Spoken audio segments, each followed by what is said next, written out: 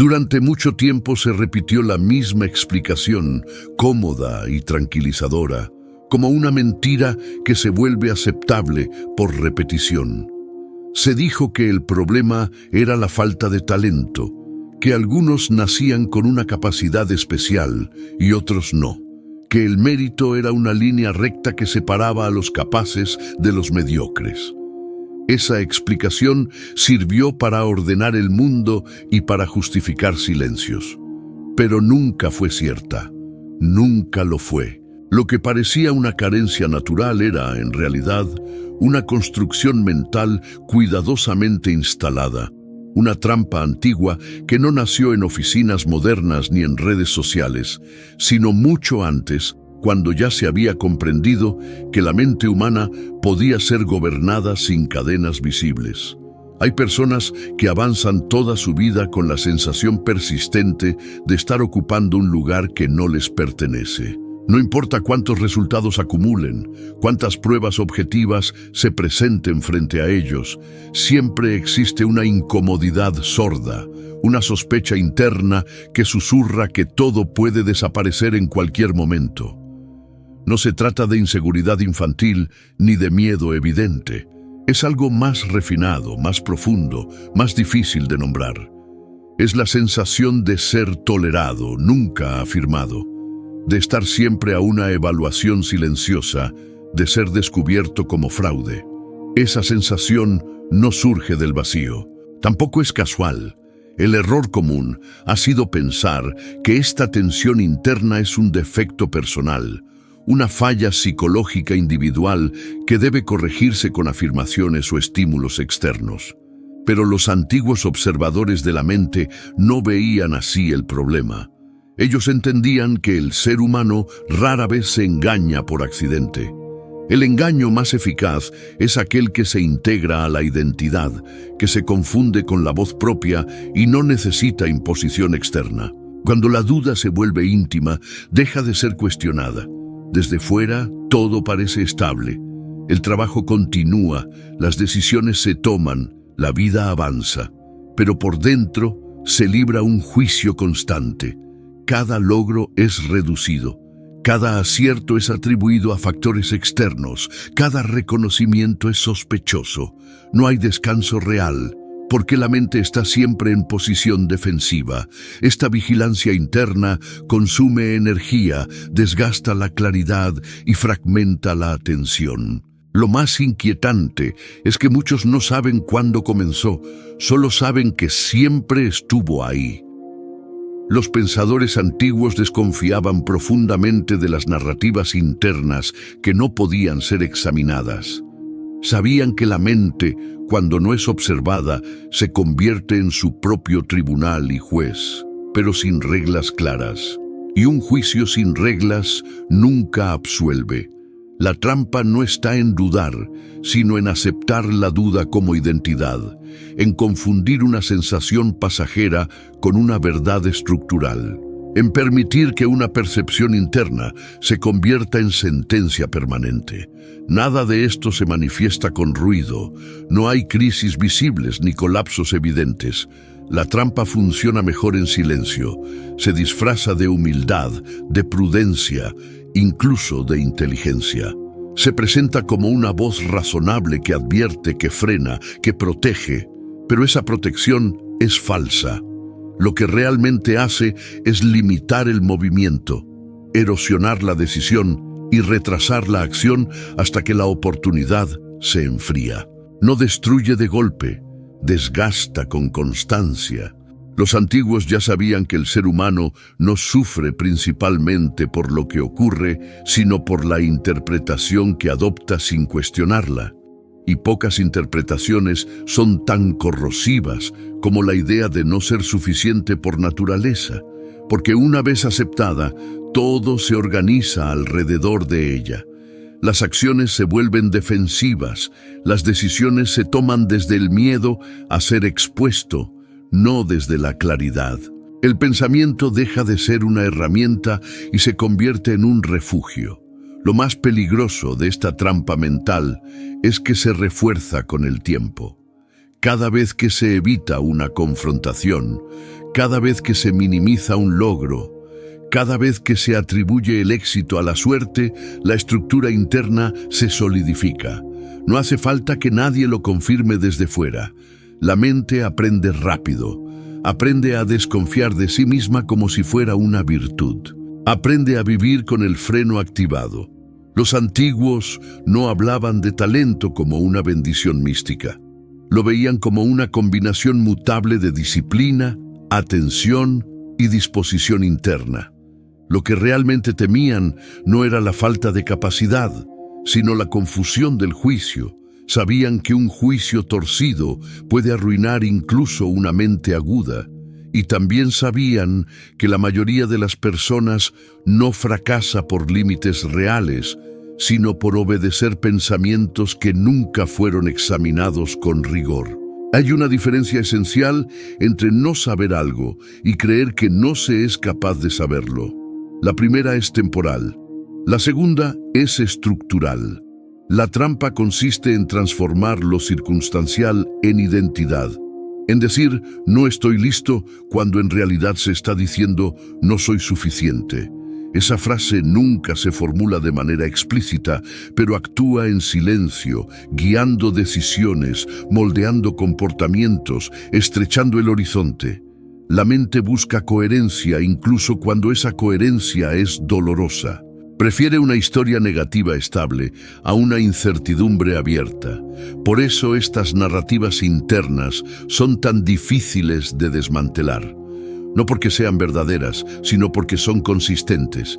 Explican todo, justifican cada retroceso y neutralizan cada avance. Son cerradas. Y lo cerrado tranquiliza, aunque asfixie. Los antiguos observadores entendían que la verdadera libertad no estaba en acumular pruebas externas de valor, sino en gobernar el juicio interno. Mientras el juicio permanezca esclavo de percepciones no examinadas, ningún logro será suficiente. Se puede ascender, destacar, ser reconocido y aún así vivir con la sensación de estar ocupando un espacio prestado. Esa es la victoria de la trampa. Permitir que todo avance externo ocurra sin transformación interna. Nada de esto se resuelve con optimismo, tampoco con negación. Los antiguos desconfiaban de ambos. Lo que proponían era algo más incómodo: mirar directamente el mecanismo, observar cómo se forma el pensamiento, cómo se repite, cómo se convierte en hábito, verlo sin dramatismo, pero sin indulgencia. Porque lo que no se examina, gobierna. Esta trampa mental no discrimina por edad ni por experiencia. A menudo se vuelve más sofisticada con los años, aprende a camuflarse mejor, se expresa con frases más elaboradas, con razonamientos más complejos, con comparaciones más sutiles. Pero el núcleo permanece intacto. La sospecha constante de no merecer lo que se tiene, de no estar a la altura de lo que se espera. Los antiguos sabían que el verdadero desgaste no proviene del esfuerzo, sino de la fricción interna, de luchar contra uno mismo mientras se intenta avanzar. Esa lucha invisible consume más energía que cualquier desafío externo, y lo hace sin ofrecer recompensa, solo perpetúa el ciclo. Comprender que nunca fue falta de talento no es un consuelo, es una advertencia, porque si el problema no es externo, tampoco la solución lo será. Y eso exige una disciplina distinta, una atención más rigurosa, una disposición a desmontar ideas que se han vuelto cómodas por familiares. Exige aceptar que muchas certezas internas no son verdades, sino hábitos mentales heredados y nunca cuestionados. La trampa funciona porque se presenta como prudencia, pero la prudencia real no paraliza, orienta. La falsa prudencia inmoviliza y se disfraza de sensatez. Los antiguos distinguían con claridad entre ambas. Sabían que una mente verdaderamente disciplinada no se castiga con dudas permanentes. Se examina, se corrige y avanza. Nada de esto es rápido. Nunca lo fue. Tampoco es espectacular. No produce epifanías ruidosas. Es un proceso silencioso, casi invisible desde fuera, pero sus efectos son profundos. Porque cuando el juicio interno se reorganiza, el mundo externo deja de sentirse como un escenario hostil y se convierte en un terreno de acción sobria y controlada. Esta comprensión no libera de inmediato, pero introduce una grieta en la estructura, una fisura por donde comienza a entrar la duda correcta, la duda sobre la propia duda. Y esa es la única duda que debilita la trampa. No con ruido, no con afirmaciones, sino con observación sostenida. Lo que los antiguos conocían no era una técnica, sino una advertencia persistente. La mente, si no es gobernada, se vuelve un enemigo íntimo, y ningún enemigo es más eficaz que aquel cuya voz se confunde con la propia. La dificultad comienza cuando esa voz interna ya no se percibe como una intrusa, sino como una presencia legítima, incluso necesaria. Se le concede autoridad porque ha estado ahí durante años, porque parece haber evitado errores, porque se presenta como una forma de autocontrol. Pero los antiguos sabían que no toda restricción es disciplina. Algunas son solo miedo sofisticado. Y el miedo, cuando se intelectualiza, se vuelve especialmente peligroso, porque deja de ser reconocido como tal. Esta trampa mental no se activa en momentos de fracaso evidente. Se fortalece, paradójicamente, en los momentos de progreso. Cada paso adelante despierta una vigilancia interna más intensa. La mente no celebra, examina, no descansa, calcula, no integra el avance, lo cuestiona. Así, el crecimiento se vuelve una fuente de tensión en lugar de estabilidad. Lo que debería consolidar la identidad, la fragmenta aún más. Ese es uno de los mecanismos más finos de la trampa, convertir el éxito en una amenaza.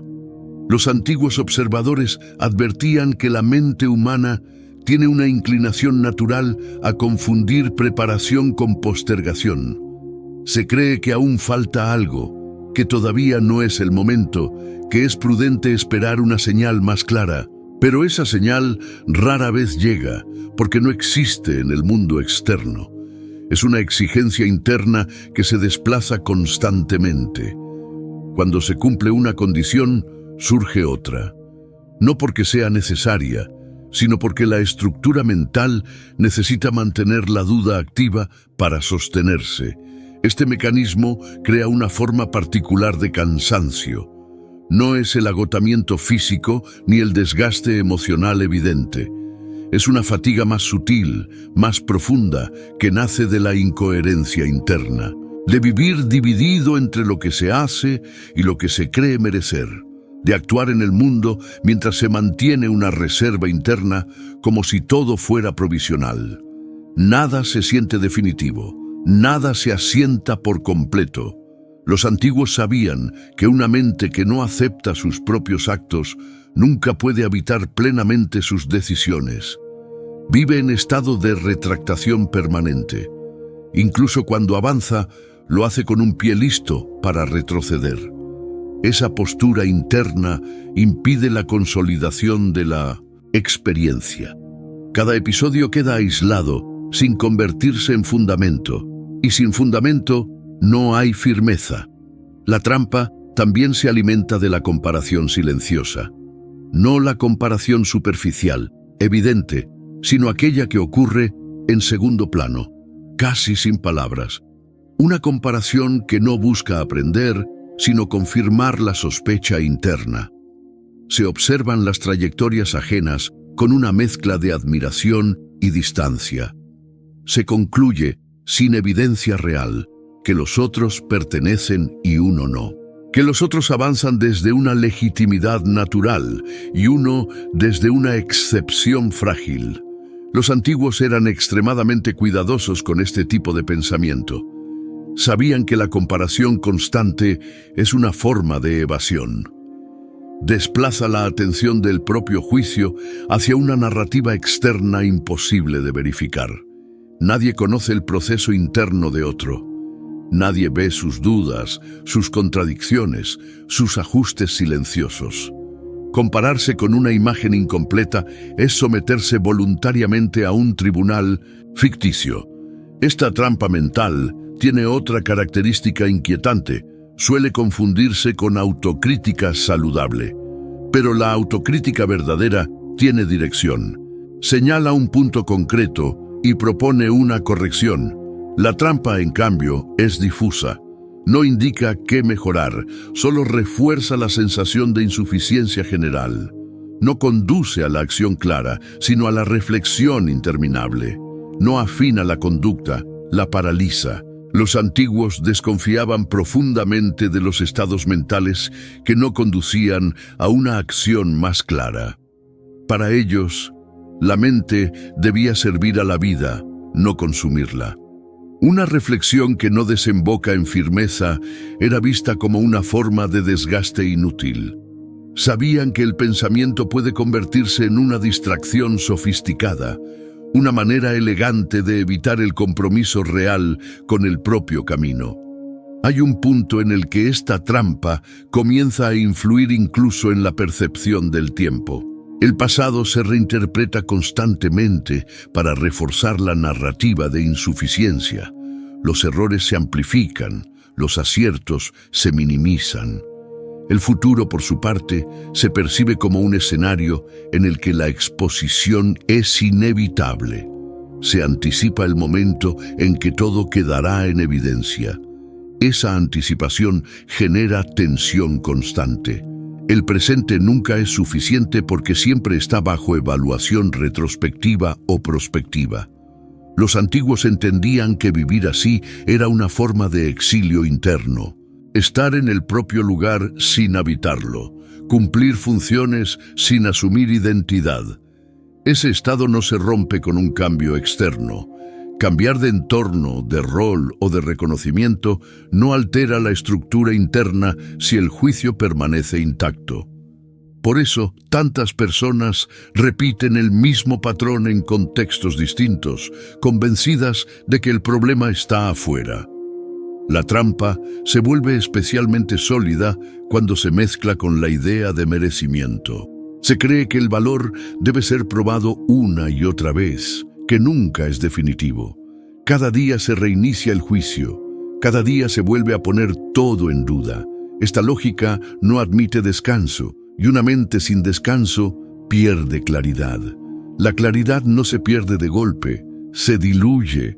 Los antiguos hablaban de la importancia de la continuidad interna, de permitir que las decisiones se encadenen, que los actos construyan una línea coherente.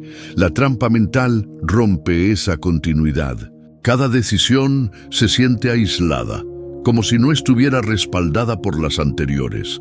Así, incluso las elecciones firmes se viven con inseguridad, no porque sean débiles, sino porque no se les permite asentarse.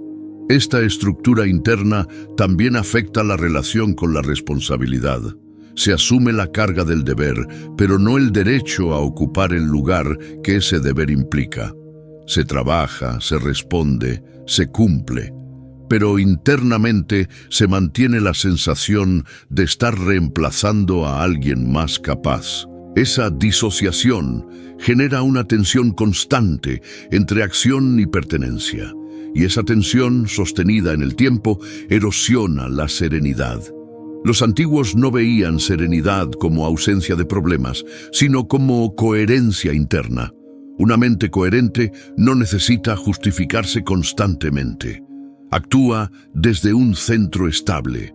La trampa, en cambio, obliga a justificar cada movimiento, incluso ante uno mismo. Esa justificación permanente es una señal clara de que el juicio no está alineado con la acción. Nada de esto se corrige acumulando más pruebas externas. De hecho, cada nueva prueba puede reforzar la trampa si no se revisa el mecanismo interno. El reconocimiento externo, cuando no es integrado, se convierte en una presión adicional. Se teme no poder sostenerlo. Se vive como una deuda futura en lugar de un resultado presente. Los antiguos sabían que el juicio interno debe ser educado con la misma disciplina que cualquier habilidad externa. No se deja al azar, no se alimenta con impresiones automáticas. Se examina con rigor, porque una mente no examinada no es neutral. Siempre está construyendo una narrativa, y esa narrativa, si no se corrige, se convierte en destino.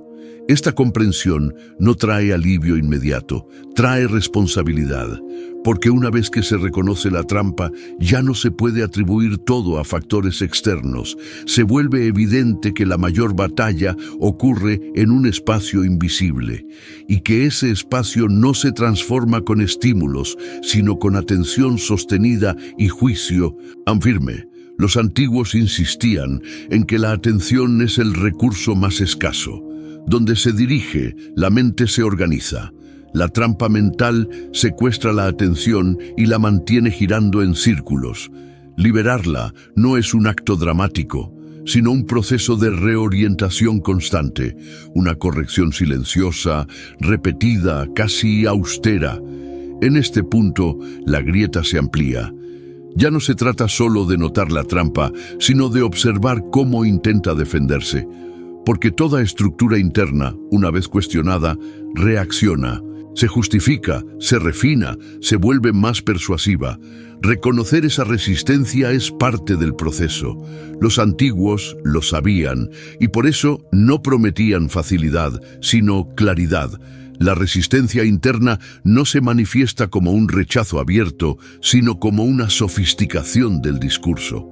La mente aprende a proteger su estructura con argumentos cada vez más elaborados. Ya no dice, no soy capaz, dice, todavía no es el momento. Ya no dice, no pertenezco, dice, prefiero observar antes de actuar. Así, la trampa se vuelve casi indetectable porque adopta la forma del criterio. Los antiguos advertían sobre esto con claridad. Cuando el juicio se vuelve demasiado cómodo, deja de ser juicio y se convierte en hábito. Esta es una de las razones por las que tantas personas inteligentes permanecen inmóviles durante años sin entender por qué. No están paralizadas por ignorancia, sino por exceso de reflexión mal dirigida. Piensan constantemente, pero ese pensamiento no avanza. Gira, analiza, pero no decide. Observa, pero no se compromete. Esa forma de pensar crea la ilusión de profundidad, cuando en realidad es estancamiento. Los antiguos distinguían entre reflexión y rumia. La primera aclara, la segunda consume. La trampa mental se sostiene sobre una confusión esencial. Creer que la certeza debe preceder a la acción. Pero la certeza completa no existe en la vida humana. Esperarla es una forma elegante de no actuar. Los antiguos sabían que la claridad surge del movimiento disciplinado, no de la espera pasiva.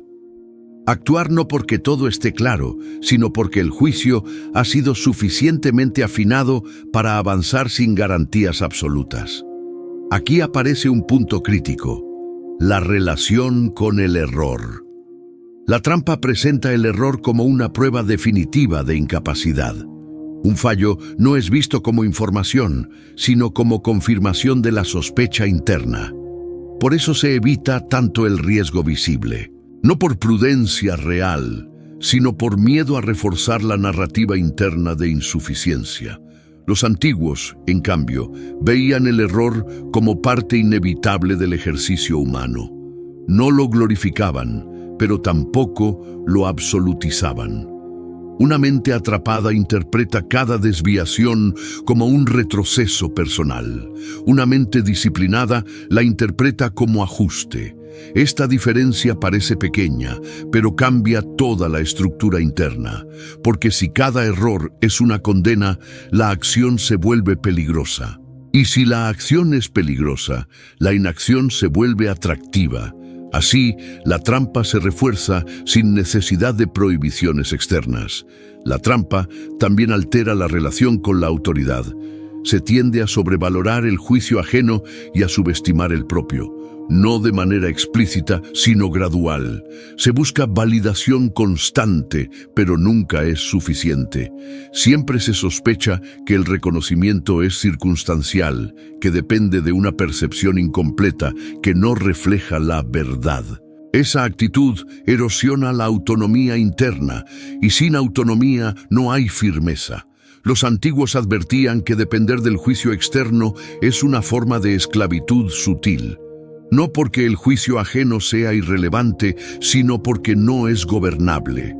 Basar la estabilidad interna en algo que no se controla es una apuesta insegura.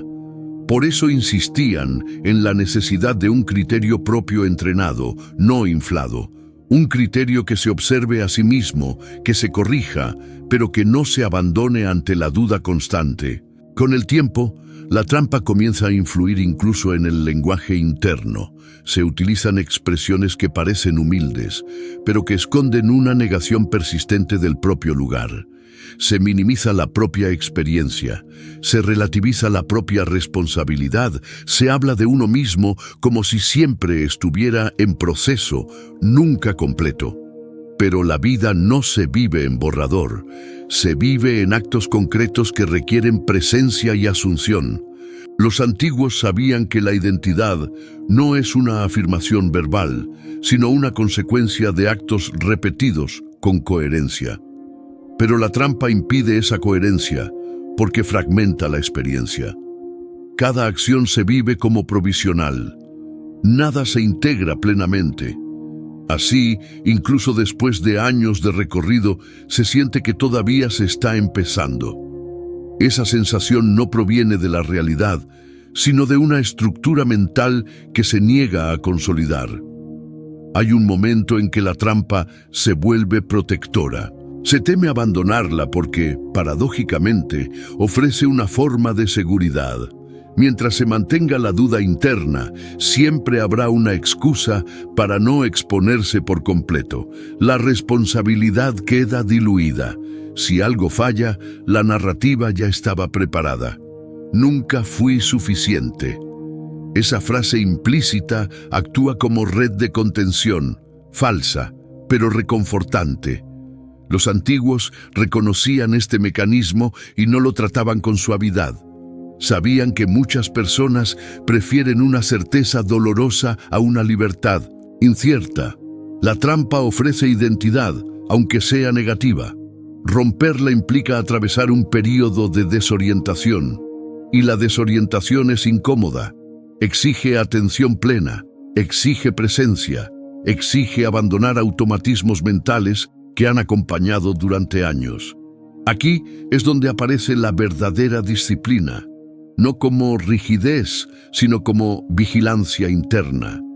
Observar el pensamiento cuando surge, no discutirlo, no justificarlo, no dramatizarlo, simplemente verlo operar.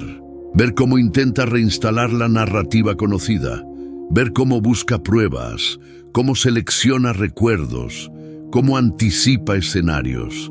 Esa observación sostenida debilita la trampa más que cualquier argumento. Los antiguos insistían en que la mente no se domina con fuerza, sino con constancia.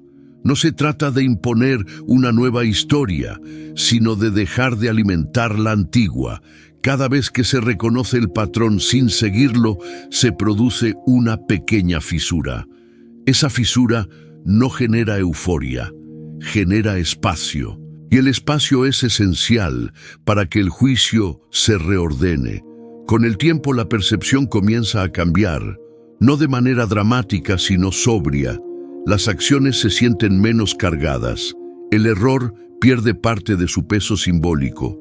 La comparación pierde intensidad. No porque desaparezca, sino porque deja de gobernar. La mente empieza a operar desde un eje más estable, menos reactivo. Este proceso no elimina la duda, la transforma.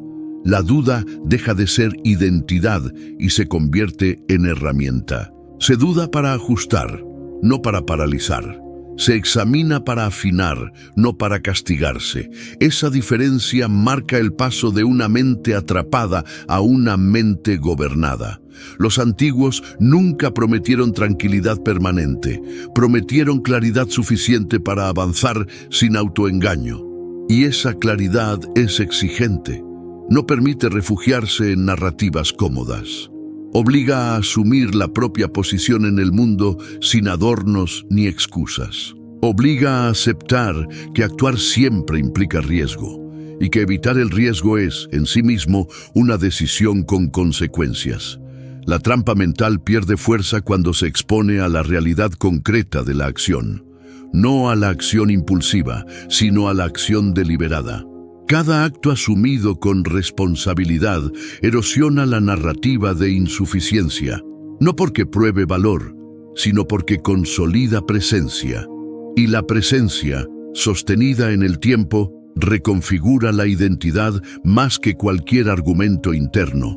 Los antiguos comprendían que el carácter no se construye con pensamientos elevados, sino con decisiones sostenidas. La trampa intenta separar pensamiento y acción, mantenerlos desconectados. Cuando se reconectan, la estructura se debilita, porque una mente que actúa con coherencia ya no puede sostener fácilmente la idea de no pertenecer. Aún así, la trampa no desaparece por completo. Se repliega, observa, espera, busca nuevas formas de infiltrarse. Por eso la vigilancia no se abandona, no como una atención constante, sino como una atención tranquila, una lucidez que no se duerme. Los antiguos llamaban a esto dominio interno, no como control rígido, sino como gobierno sobrio de la propia mente. Y es aquí donde la advertencia se vuelve más clara, porque una vez que se reconoce la trampa y se comienza a debilitarla, ya no es posible fingir ignorancia. La responsabilidad se vuelve ineludible, y esa responsabilidad no pesa sobre el talento, sino sobre el juicio, sobre la disposición a sostener una mente clara, incluso cuando la antigua narrativa intenta reclamar su lugar. Con el tiempo, la mente comienza a reconocer un patrón inquietante. Muchas de las decisiones que parecían prudentes fueron, en realidad, evitaciones bien vestidas. No se trataba de elegir mejor, sino de elegir menos, de mantenerse siempre un paso atrás, observando, evaluando, calculando, mientras la vida avanzaba sin esperar permiso. Esta toma de conciencia no llega con alivio, llega con una mezcla de sobriedad y peso, porque revela algo incómodo. Gran parte del desgaste no vino de límites reales, sino de juicios no examinados sostenidos durante demasiado tiempo. Los antiguos no ofrecían consuelo frente a este descubrimiento. No suavizaban el golpe, consideraban que ver con claridad era preferible a sentirse cómodo, porque la comodidad basada en el autoengaño siempre tiene un costo acumulativo, y ese costo se paga en forma de oportunidades no asumidas, de palabras no dichas, de decisiones delegadas a la duda. El tiempo, una vez perdido de ese modo, no se recupera. Solo se comprende tarde. La trampa mental, cuando empieza a perder terreno, intenta una última estrategia: reinterpretar el cambio como peligro. Sugiere que actuar con mayor firmeza es arrogancia, que ocupar el propio lugar es exceso, que abandonar la duda constante es perder profundidad. Esta es una de sus defensas más refinadas, porque se apoya en valores aparentemente nobles. Los antiguos advertían sobre esto: la mente puede convertir incluso la virtud en obstáculo si no se la observa con rigor. La diferencia entre firmeza y arrogancia no está en la intensidad de la acción, sino en la relación con la realidad. La firmeza acepta corrección, la arrogancia la rechaza. La trampa confunde ambas para mantener la indecisión. Hace creer que avanzar con claridad es cerrar la mente, cuando en realidad es ordenarla. Una mente ordenada no es rígida, es estable, y la estabilidad es lo que permite ajustarse sin desintegrarse. Cuando el juicio interno se reconfigura, algo cambia en la forma de habitar el tiempo. El presente deja de sentirse como una antesala del examen final. Se convierte en un espacio de acción suficiente en sí mismo, no porque todo esté resuelto, sino porque ya no se vive bajo sospecha constante. Cada acto no necesita justificar su existencia ante un tribunal invisible. Se hace porque corresponde, no para probar valor. Los antiguos consideraban este punto crucial. Sabían que una mente que necesita probarse continuamente nunca descansa, y una mente sin descanso pierde discernimiento. El descanso del que hablaban no era pasividad, sino coherencia. La sensación de que pensamiento y acción ya no están en conflicto permanente. Esa coherencia no elimina la dificultad, pero elimina la fricción innecesaria. Aquí se revela otra verdad incómoda. Muchas personas confunden intensidad interna con profundidad. Creen que pensar mucho es pensar bien, que dudar constantemente es señal de inteligencia. Los antiguos no compartían esa visión. Para ellos, la claridad era una forma superior de profundidad. No la claridad superficial, sino aquella que surge después de examinar, corregir y decidir. Una claridad que no necesita ruido. La trampa mental pierde fuerza cuando deja de ser alimentada por la atención. No cuando se la combate frontalmente, sino cuando se la observa sin seguirla. Cada vez que surge la vieja narrativa y no se la convierte en guía, algo se debilita. No de inmediato, no de forma visible, pero de manera constante.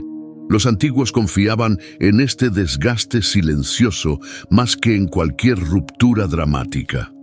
Con el tiempo, la identidad comienza a asentarse no en lo que se teme perder, sino en lo que se sostiene. Las decisiones tomadas con sobriedad crean una base. No una base inflada por la autoestima, sino una base real, hecha de actos repetidos. Esa base no necesita proclamarse, se siente, y cuando se siente, la necesidad de comparación disminuye, no porque uno se crea superior, sino porque deja de medir su valor en espejos ajenos.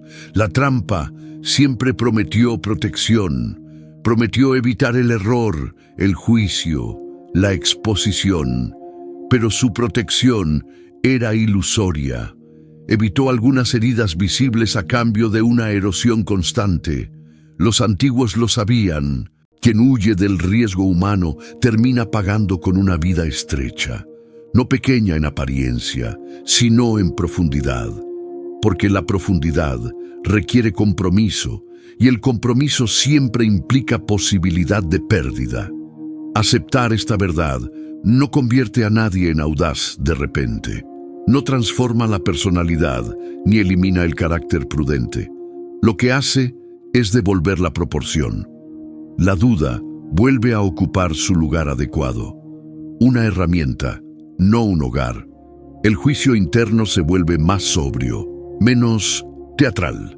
Se examina lo necesario y se actúa cuando corresponde. Sin ceremonias internas interminables. Los antiguos nunca hablaron de creer en uno mismo. Esa idea les habría parecido imprecisa. Hablaban de confiar en el propio juicio entrenado. Y el juicio se entrena en la práctica, no en el aislamiento mental. Cada vez que se actúa con atención y se corrige con honestidad, el juicio se afina. Y un juicio afinado no necesita narrativas de insuficiencia para mantenerse alerta. En este punto, la advertencia inicial cobra pleno sentido. Nunca fue falta de talento, porque el talento, entendido como capacidad potencial, rara vez es el factor decisivo. Lo decisivo siempre fue la relación con el propio juicio. Una relación distorsionada puede neutralizar cualquier capacidad. Una relación clara puede sostener incluso recursos limitados. La trampa mental que los antiguos ya conocían no era un defecto individual, sino una tendencia humana recurrente. Una forma de autoengaño elegante, persistente, socialmente aceptada. Desactivarla no convierte a nadie en excepcional. Lo devuelve a una condición más sobria, la de alguien que ocupa su lugar sin dramatismo, sin excusas, sin necesidad de demostrarse constantemente. El resultado no es euforia, es algo más raro y más valioso: estabilidad interna. Una estabilidad que no depende de aplausos ni de certezas absolutas. Una estabilidad que permite avanzar sin ruido, corregir sin derrumbarse y sostener decisiones incluso cuando la antigua voz intenta reclamar atención. Los antiguos consideraban esta estabilidad una forma de libertad. No la libertad de hacer cualquier cosa, sino la libertad de no ser gobernado por narrativas internas no examinadas. Una libertad silenciosa, austera, difícil de exhibir, pero profundamente transformadora para quien la experimenta. Y quizá esa sea la razón por la que tan pocos hablan de ello con claridad. Porque no se vende bien. No promete resultados rápidos ni identidades infladas. Solo ofrece una advertencia persistente y una posibilidad exigente: vivir sin la trampa de confundir duda con verdad, ni prudencia con parálisis. Vivir desde un juicio que no necesita castigarse para mantenerse despierto. Esa posibilidad siempre estuvo ahí, no como promesa externa, sino como disciplina interna.